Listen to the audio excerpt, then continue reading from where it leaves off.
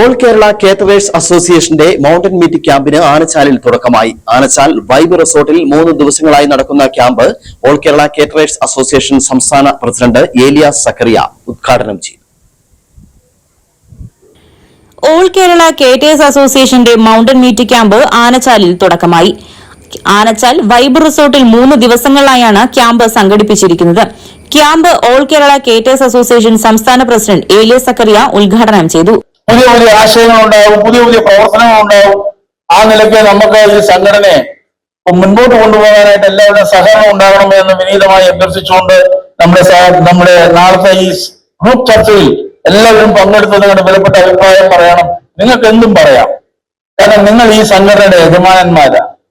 ഞങ്ങൾ കൈകാര്യം ചെയ്യുന്നു എന്നുള്ളത് ഒഴിച്ചാൽ സംസ്ഥാന ഭാരവാഹികളും സംസ്ഥാന ജില്ലാ പ്രസിഡന്റുമാരും ഒക്കെ നിങ്ങളുടെ ക്ഷേമത്തിനും നിങ്ങളുടെ ആശയത്തിനും അനുസരിച്ച് പ്രവർത്തിക്കാൻ ബാധ്യസ്ഥരായിട്ടുള്ള ആളുകളാണ് ഞങ്ങൾ ഓരോരുത്തരും. അതുകൊണ്ട് തന്നെ നിങ്ങൾക്ക് നിങ്ങളുടെ അഭിപ്രായങ്ങൾ തുറന്നു പറയാം, നിങ്ങൾക്കുള്ള അഭിപ്രായ വ്യത്യാസങ്ങൾ പറയാം, വിമർശിക്കാം. പക്ഷെ ബന്ധപ്പെട്ട ഫോറങ്ങളിൽ അത് വിമർശിക്കണം. നമ്മൾ സോഷ്യൽ മീഡിയയിൽ കൂടെ നമ്മൾ ഇത്തരം വിമർശനങ്ങൾ ഉന്നയിക്കാനായിട്ട് ആരും തയ്യാറാകരുത്.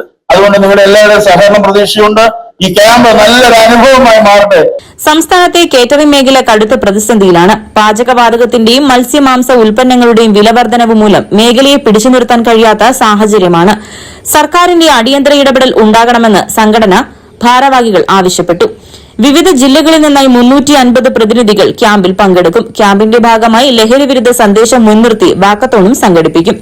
പരിപാടിയിൽ സംഘടനയുടെ സംസ്ഥാന ജില്ലാ കമ്മിറ്റി അംഗങ്ങളും പ്രതിനിധികളും പങ്കെടുത്തു. News bureau, Adimali.